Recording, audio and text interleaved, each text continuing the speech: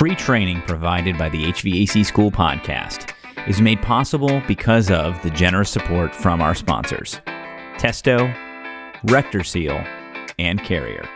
Meet Zoomlock, the 10-second flame-free refrigerant fitting from Parker.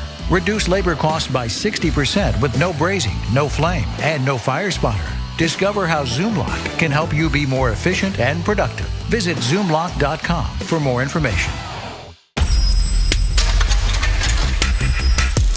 You know, the sort of bloke who walks up to you in a bar, sits a little too close, and then starts talking to you. You try to ignore him, but he doesn't take the hint. He starts in about total nonsense. Like you know what he's talking about. Stuff about enthalpy lines and Mollier diagrams. Well, that's Brian Orr. All right, this is part 2 of the podcast from HVAC School, which is my podcast, the one you happen to be listening to right now, about ductless AC systems, ductless heat pumps, and their maintenance. Because what we found is that ductless systems require maintenance. So the worst thing you can do is sell a ductless system without telling the customer how necessary maintenance is. And we cover part 2 here of all the steps that we take when doing maintenance and some of the best practices of maintaining a ductless system. So here we go. Jesse Claerbout talking about ductless maintenance. The next thing is condenser coil cleaning. So on the outdoor units, when we're doing the preventative maintenance, what I've found is the condensing coils actually stay very clean other than grass clippings. That's pretty much the biggest issue that I've seen. And again, we don't have cottonwood. If you're in an area that has cottonwood, that's a huge mess. But here, that's the main thing.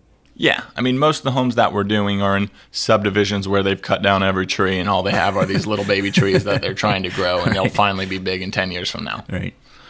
So that's what we see a lot of times. So what causes the grass to get on the coil would be a strip of grass behind the condensing unit.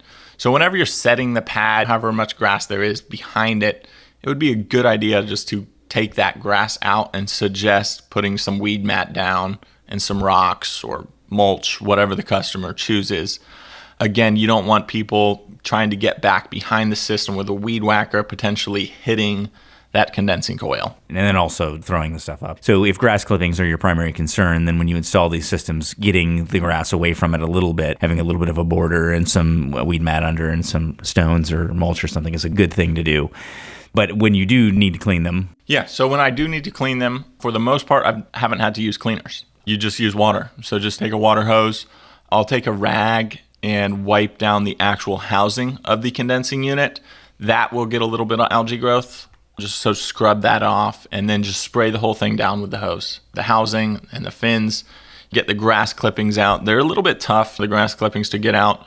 You could use a vacuum. What I like to do is just use the water hose and then just like a little braze rod or something, you can kind of fish them out towards the outside and get it perfectly clean. Yeah, because not only is it a matter of getting it clean functionally, but it's also making it look clean. Yeah, again, the grass is on the bottom 5-6 inches. It's not going to make a huge performance change. When you do a maintenance, you clean the unit, and that's involved. And then drain cleaning. 2 types of drain cleanings. So when you have a gravity drain, usually what I will do is actually hook up the shop vac to the outside of the drain line immediately.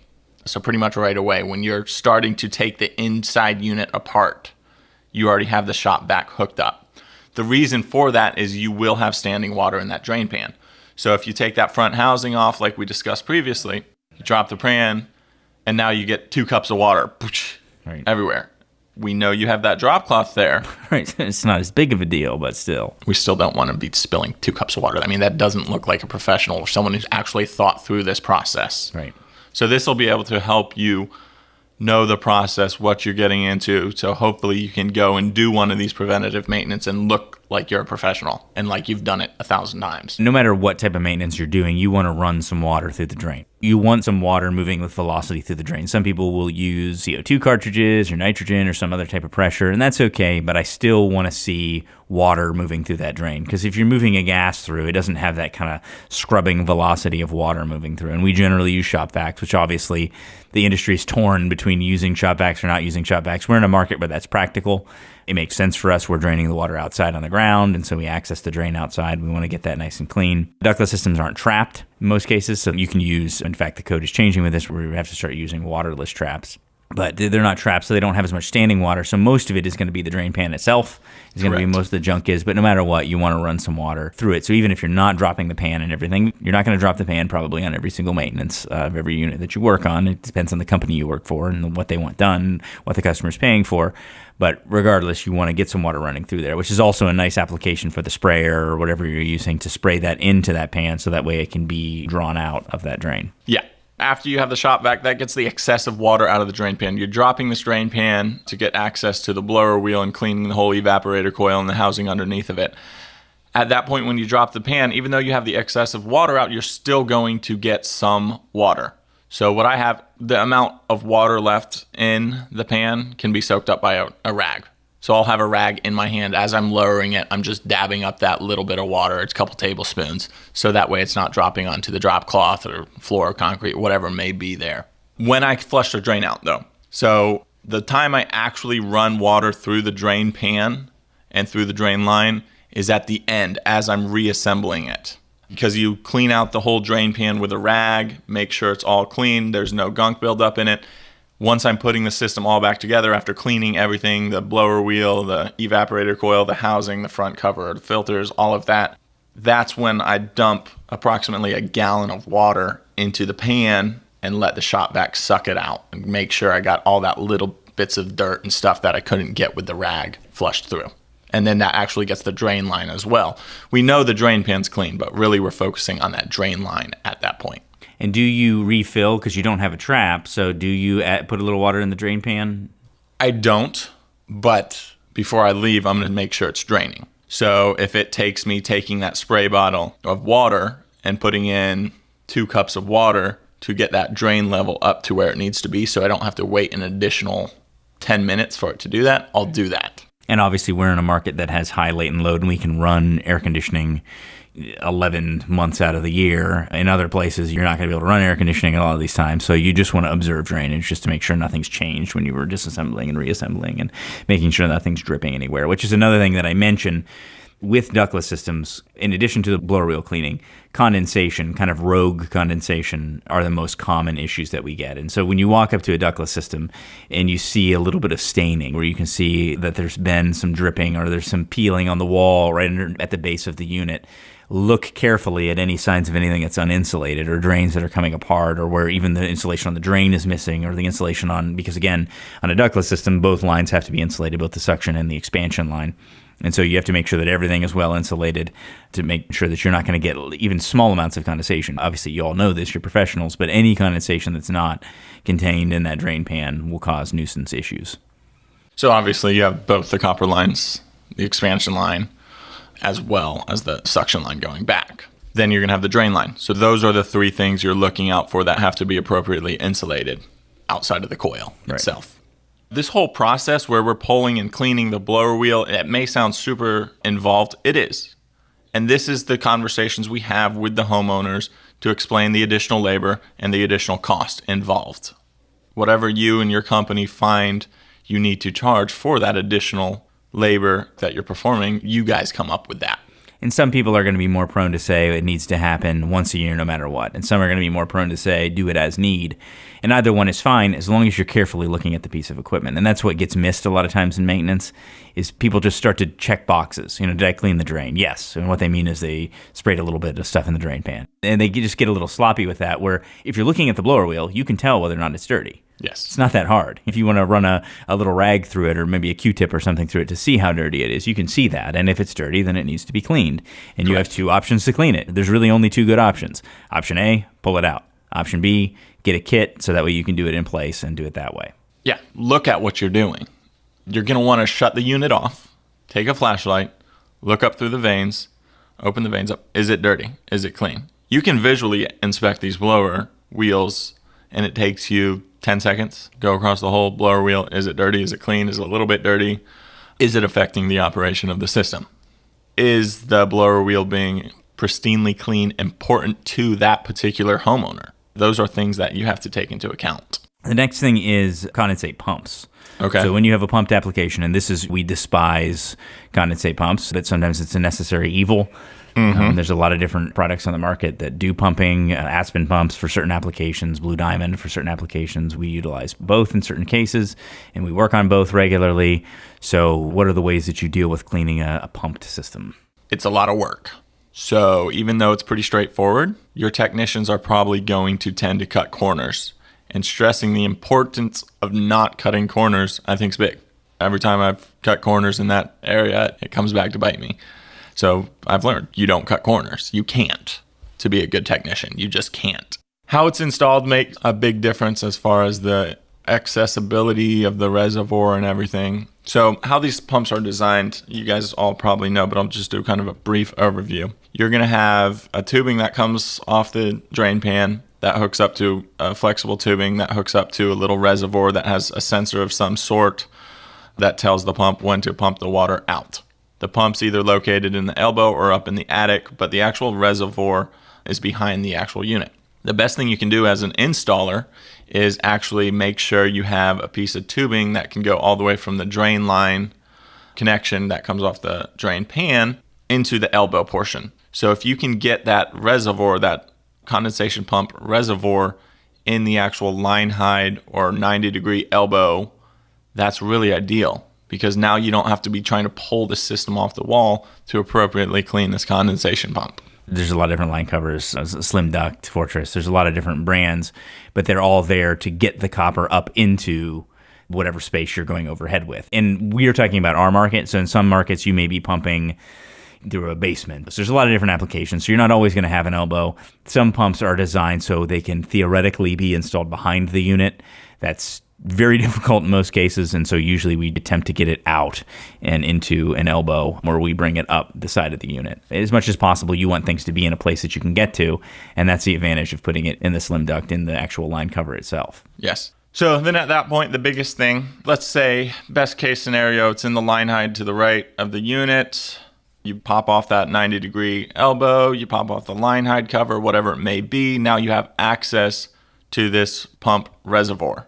You're going to pop off the top portion of that, clean it out. Then you're actually going to disconnect that reservoir from the right poly tubing that's going to the drain pan and to the left poly tubing that's going to the actual condensation pump. You have to have a shop vac for this. You take your shop vac, hook it up to the tubing going to the actual drain pan, and then you just clean that out like a normal drain line. You run a gallon or two of water through it, take a little Panduit strap or something, fish it through the drain pan, make sure that's all cleaned out really good. And by noise, you can kind of tell if something's kind of getting caught in there too. Is it pulling through easily or not? So after you're done cleaning that portion of it, then you're going to clean out the reservoir. If you're dealing with an Aspen pump, it's going to have a screen. This catches large debris and stuff, and you'll see some algae that's actually caught in that screen.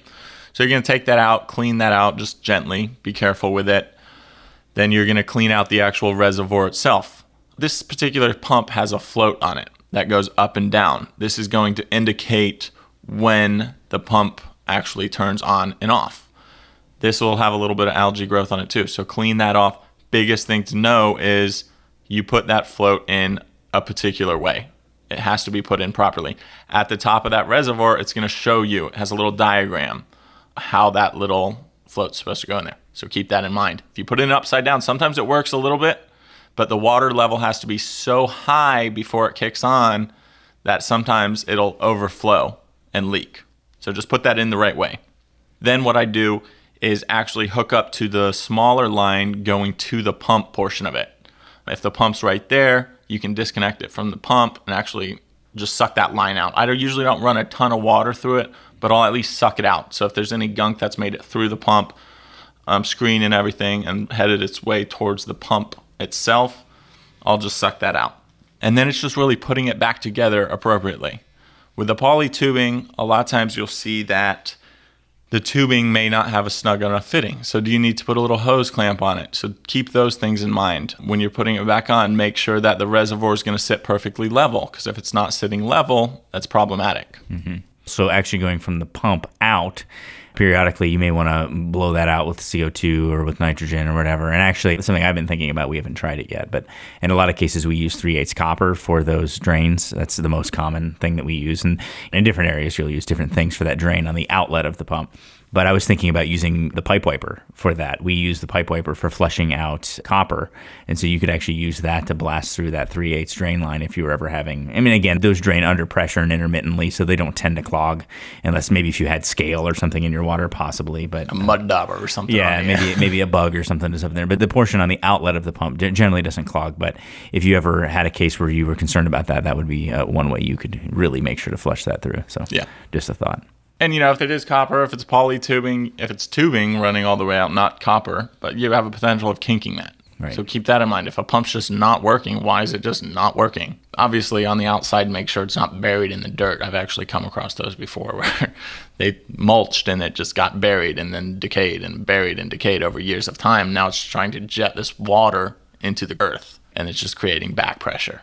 So floats, reservoir screens, those are all big things. Is there anything, because we do use the Blue Diamond quite a bit, is there anything special with that brand? So the Blue Diamond does not have a filter or a bobber on it. It has a sensor. What I've seen a lot of times, though, is it has like 4 prongs and then a sensor right in the middle of those 4 prongs that heats up. And as it cools down due to water being in the reservoir, that's when it indicates to the pump that it needs to kick on. What I've seen, though, is that it does tend to get algae on the actual 4 prongs in the sensor itself. So that algae has a tendency of keeping that sensor cool, which therefore can cause that motor to run quite often. More than it should. Correct. Even though the water level goes down, you still have this algae growth on the actual sensor, making it think that it still needs to run. So on top of just cleaning out the reservoir and the drain pan and the tube going to the pump, you also want to make sure you clean that sensor off. It's a sensitive sensor though, so you don't want to be like blasting it or scrubbing it or anything like that. Just gently make sure it doesn't have any algae growth on it. Also, all these pumps are going to have breather tubes coming out the top, and you want that breather tube to be above the drain pan level. Keep that in mind, whether it's going looping around to the right and then up that 90-degree elbow, you want that above the drain pan level. Right, it's the same thing like with a vent on a regular drain. The top of the vent always has to be above the top of the drain pan. Yep. And that's pretty much it on the pumps. That's the process, and you put it all back together, make sure everything's good, not leaking, properly insulated, all of that stuff. Then we get into sort of the test phase of the unit, and obviously you can test amperages on a ductless system. Are you going to check blower amperages? Generally not. I mean, it's not easy to get in there with a clamp in most cases. Do you do that? I don't check like perfect blower amps. You can check the wire going to the indoor unit at the outdoor unit as you're doing your test on the outside. True. Good point. So, okay. That's all I do. So you can check it that way. But so you check amperages, compressor amperages, condenser fan, that sort of thing. But on the blower itself, the biggest thing, in my opinion, is just to listen and watch it. If you hear anything rubbing or any noises, a lot of times when you reassemble things, if you don't have the set screw set in the exact right position or you don't get the bearing reset in properly, you can get goofy noises on the system. So just pay attention to that. Watch the blower wheel. Make sure everything sounds right.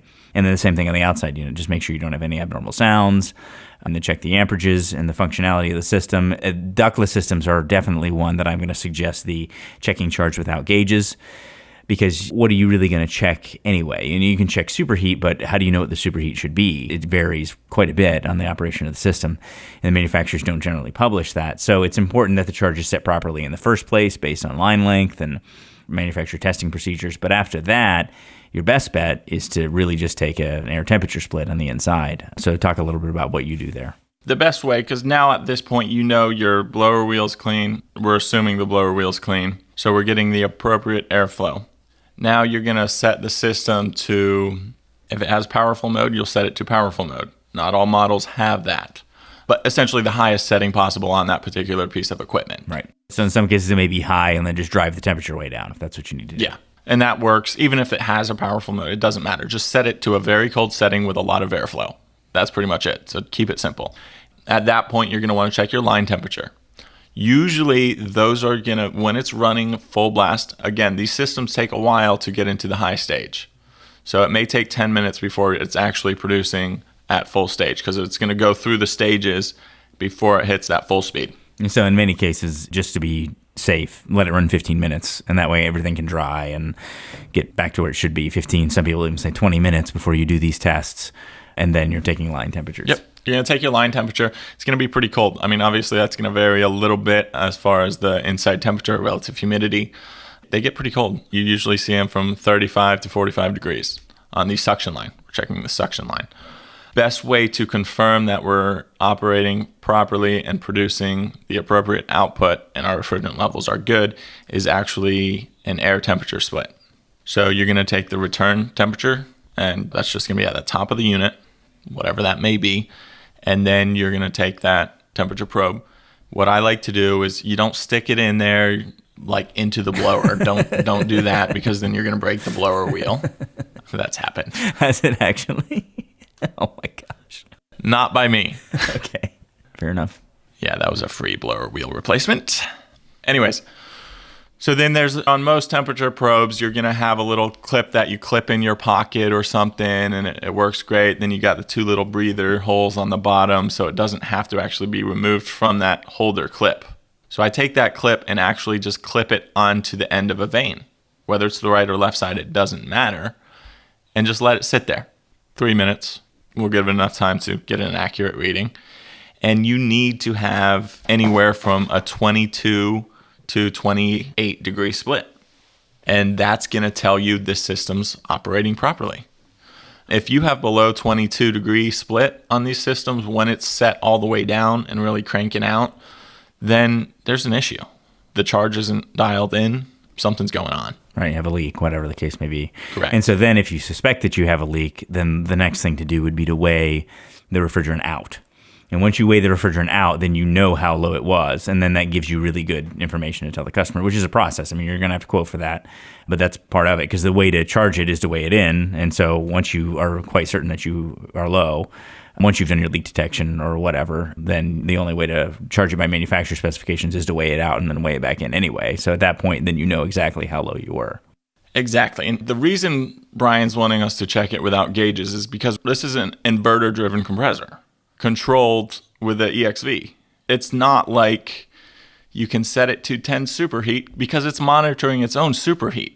So if you're trying to set it to a particular superheat and the system's thinking differently than you, it's going to choke that system down and achieve what it needs to achieve, and even go into different stages to achieve what it's trying to achieve. There's just too many moving parts. By the time you have the EEV doing what it's doing, you have the condenser fan motor changing speeds, you have the blower, you have the compressor multi-stage, and it has a algorithm in there that's doing what it's going to do, and it's very hard for us to know that, especially when you go to different brands. You may get a feel for a particular piece of equipment, which is why it's still a good idea if you suspect that there's a problem. You can hook up the suction line if you're at the stage where you suspect there's a problem, but how are you going to know what it's supposed to be? You're really going to have a hard time knowing that. Right. But when you take that split in conjunction with your line temperatures, in conjunction with the suction, at that point you can know. But I'm not even suggesting hooking up the suction generally, because now you're going to have refrigerant loss, and these things run very critical charges. You're charging them to the ounce, so don't waste refrigerant. Right. And so as I've installed hundreds of these over the years, we weigh in additional refrigerant per additional 5 feet of line set, depending on the manufacturer specifications. A lot of times as these systems are running, you get 1 degree superheat, 2 degrees superheat, 0.5 degrees of superheat. And that's what they're designed to do. But if you're looking at this as like a traditional air conditioning system, you're going to think, oh my goodness, it's overcharged. Let's pull out some charge. Let's pull out half a pound. And now you're significantly undercharged. Right. So, yeah, exactly. So you have to get the charge set in right the first time. If you're walking up to a system and you think there might be something wrong with it and you didn't install it, it's probably best to quote the customer to go ahead and do that, to go ahead and weigh out the charge. That's what they do with automobiles nowadays, with cars nowadays. That's often what they'll do, is they'll weigh it out, they'll see what they got, and then that way they know exactly what they have to weigh back in. Yeah. Which means that you got to have a good working recovery machine, you got to have a good clean tank. But if you have those two things, it's really not that big of a deal to do. It's really not. Again, having the right tool for the job. A scale, too, I forgot to mention. So a good quality scale, a good quality recovery machine. I've been playing around with the MR45. It's a great recovery machine from Fieldpiece Digital. I mean, it's like so easy. If you have that, a good scale and a good clean tank, On a ductless system, because they don't hold that much refrigerant, No. you're not going to have your tank heat up on you or anything. It's a really simple thing to do. So you got to be prepared to do that, though, if you're working on ductless. So that means you got to have a nice clean recovery machine and a good clean tank and a good scale to do that. So the other thing that I mentioned, because some people don't like that answer, they don't like to hear, it sounds like hack to check a system using an air temperature split, even though that is the truth.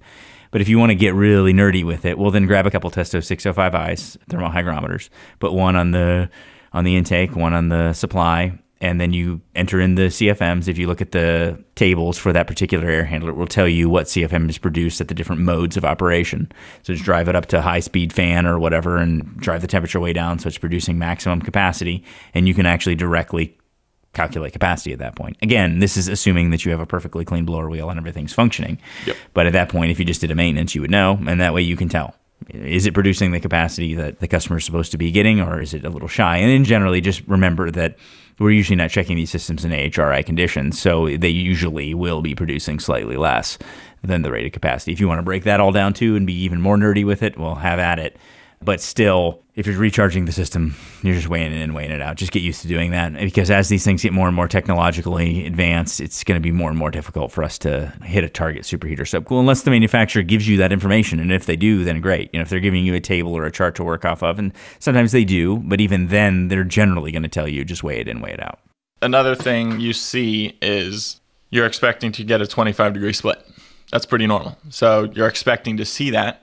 Now you have a dirty blower wheel. The system's smart enough, it's wanting to maintain a certain superheat.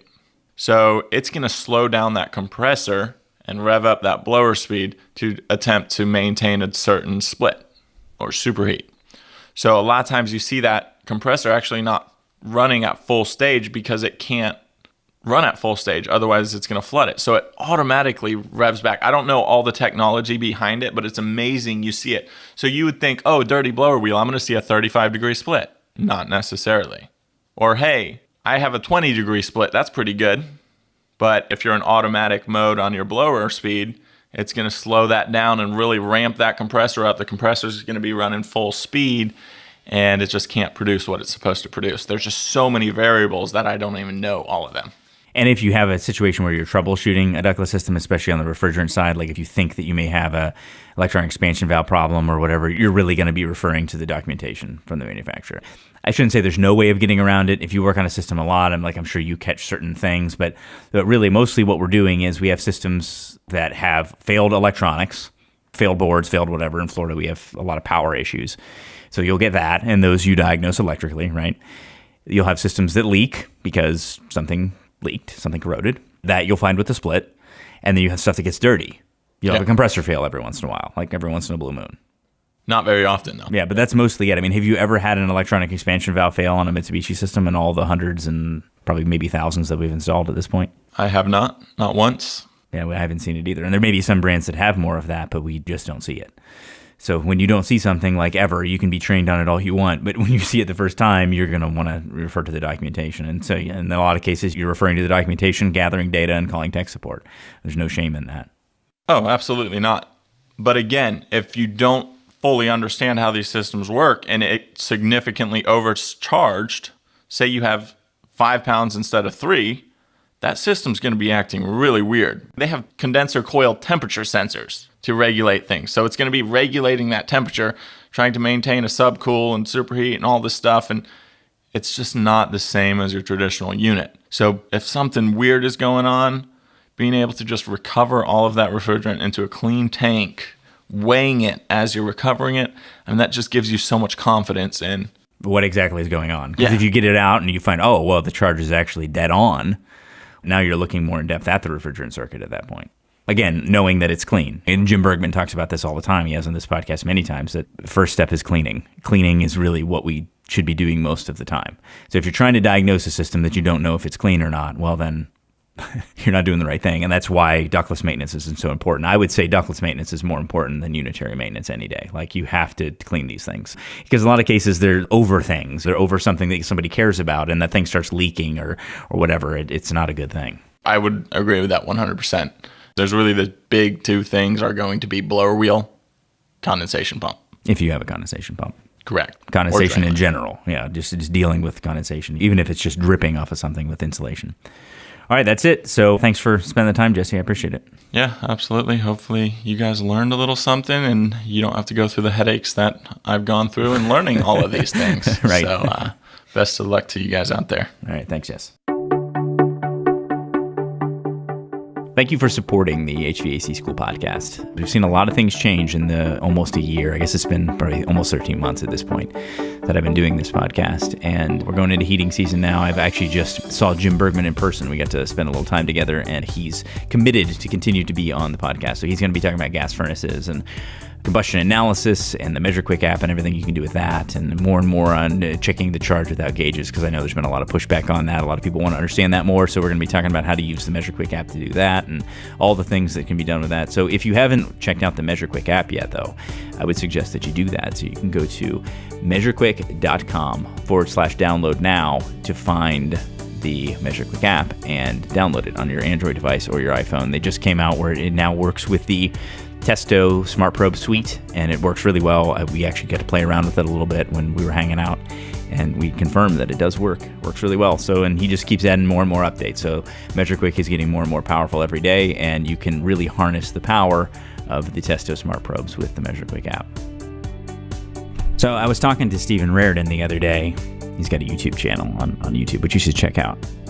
And I was asking about his beard, and he said he didn't like his beard at first, but then it grew on him. Thanks for listening to the HVAC School podcast. See you next time. Thanks for listening to the HVAC School podcast. You can find more great HVACR education material and subscribe to our short daily tech tips by going to hvacrschool.com. If you enjoy the podcast, would you mind hopping on iTunes or the podcast app and leave us a review? We would really appreciate it. See you next week on the HVAC School podcast.